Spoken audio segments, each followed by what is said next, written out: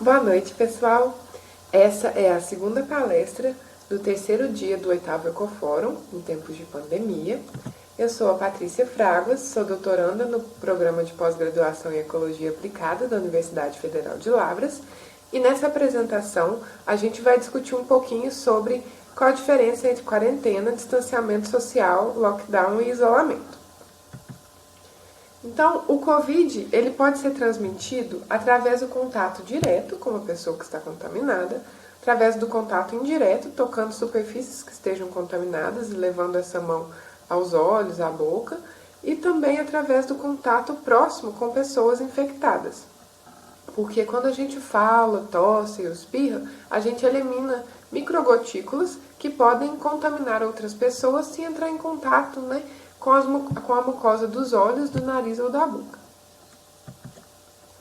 Então, tendo em vista como o vírus é transmitido, a gente tem algumas medidas para evitar o contágio com o Covid-19. Temos que tentar manter uma distância de 2 metros de outras pessoas. Quando for tossir ou espirrar, cobrir a boca com os braços. Higienizar sempre que possível as mãos com água e sabão, e em locais em que não for possível, utilizar o álcool em gel para higienização. Quando precisar sair de casa, utilizar máscara de proteção e, na medida do possível, tentar passar a maior parte de tempo em casa para evitar de estar se colocando em risco para ser contaminado ou contaminar outras pessoas.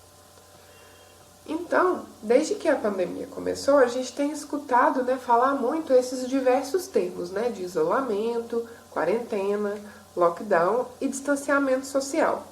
Mas o que é cada um deles? Eles funcionam todos da mesma forma, eles agem de formas diferentes.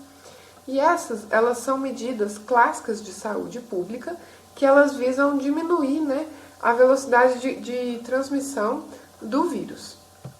Então, no histórico da quarentena, os primeiros registros da separação de pessoas doentes de pessoas saudáveis contam nos registros bíblicos, onde as pessoas que possuíam lepra eram separadas das pessoas saudáveis. Já a origem do termo quarentena, propriamente dito, ocorreu em 1377, durante a época da Peste Negra, na cidade de Ragusa, que atualmente é a cidade do Dubrovnik, na Croácia, que é uma cidade portuária, e lá eles passaram uma lei que se chamava Trentino. Nessa lei, os navios que vinham de regiões que estavam sofrendo com a peste negra, eles eram obrigados a ficar ancorados e ninguém poderia sair do navio por um período de 30 dias. Então, esse seria o período para que as pessoas que estivessem no navio, caso elas estivessem doentes, apresentassem os sintomas e eles pudessem tomar as medidas cabíveis. E posteriormente, esse limite de tempo ele foi estendido para 40 dias, que lá na região vem da palavra italiana quaranta, que acabou dando origem ao termo de quarentena. A quarentena não está sendo a primeira vez que ela está sendo utilizada agora na pandemia do Covid-19. Ela já foi utilizada outras vezes, como na febre amarela no século XVIII e na cólera no século XIX.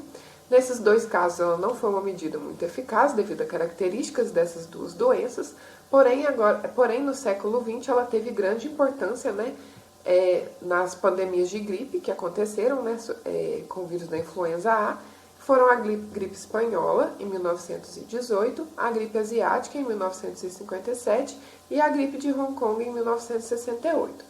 E agora, no século XXI também, além do coronavírus, a quarentena ela foi utilizada também na pandemia da gripe suína, que ocorreu em 2009, e também na pandemia do SARS-CoV-1, que é da mesma família do Covid-19, que ocorreu em 2003. A quarentena, então, ela, nos dias de hoje, ela é uma medida que pode ser tanto obrigatória quanto voluntária. E ela pode ser aplicada em nível de comunidades, de cidades ou aplicada a indivíduos específicos. E quando ela tem um caráter obrigatório, os órgãos responsáveis, aqui no Brasil, são as secretarias de saúde de cada estado. Então a quarentena ela vai fazer uma restrição das atividades para separar pessoas que possam ter sido expostas, né, ao agente contagiante, mas elas ainda não apresentam os sintomas, elas não estão doentes ainda. Então a pessoa ela fica de quarentena durante o período de incubação desse agente contagiante, para que caso ela apresente os sintomas, né, ela já esteja isolada e ela não contamine outras pessoas. No caso do coronavírus, o período de quarentena é de 14 dias, que é o período de incubação do vírus, desde quando você foi exposto até quando você apresenta, né, algum sintoma da doença. O distanciamento social, ele busca reduzir interações entre as pessoas, né, diminuindo assim a velocidade de propagação do vírus. E o distanciamento social, ele geralmente ele é aplicado quando já está acontecendo uma transmissão comunitária do vírus. Ou seja, quando uma pessoa é infectada, a gente não consegue mais rastrear como ela se infectou, porque o vírus ele já está circulando livremente na população.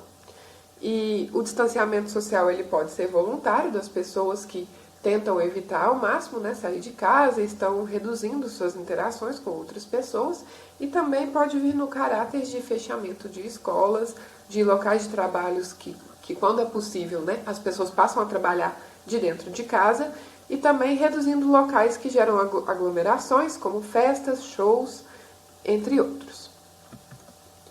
Essa animação aqui é de uma simulação, mostrando a importância do distanciamento social, sendo que do lado esquerdo, né, tem 200 pessoas circulando livremente e tendo contato intenso com outras pessoas, e do lado direito apenas 25 pessoas circulam livremente e as outras estão restritas. E a gente vê a diferença, né, no nível de infecção desses dois casos. A velocidade de infecção também. O isolamento, ele é uma medida que é dada por ordem médica e ele vai ocorrer após um processo de avaliação laboratorial ou clínica. Então, a pessoa vai ter um resultado de exame atestando que ela possui a doença, e o isolamento ele vai separar as pessoas sintomáticas que foram testadas das pessoas que estão saudáveis. Então, o isolamento ele pode acontecer, né, no ambiente domiciliar ou, dependendo da gravidade da doença, né, no ambiente hospitalar. E quando essas medidas não estão sendo tão eficazes, pode aplicar também, né, o bloqueio total, que ele é mais conhecido como lockdown. Essa é uma medida obrigatória que utiliza a força do Estado e ela busca paralisar os fluxos de deslocamento por algum período de tempo, e ela restringe ao máximo as interações entre as pessoas, fazendo com que apenas serviços de caráter essencial, como serviços de alimentação, de abastecimento, de saúde, estejam funcionando durante esse tempo. Então, qual a importância de todas essas medidas, né? Elas, enquanto a gente não consegue achar uma solução mais definitiva, que nesse caso seria a vacina, elas tentam retardar o avanço do coronavírus, fazendo com que a curva de contágio ela seja achatada para que as infecções ocorram ao longo do tempo e não passem a capacidade do sistema de saúde para atender as pessoas que possam vir a precisar de cuidados médicos. Aqui estão as referências que eu utilizei para fazer essa apresentação. Muito obrigada. Qualquer dúvida é só entrar em contato.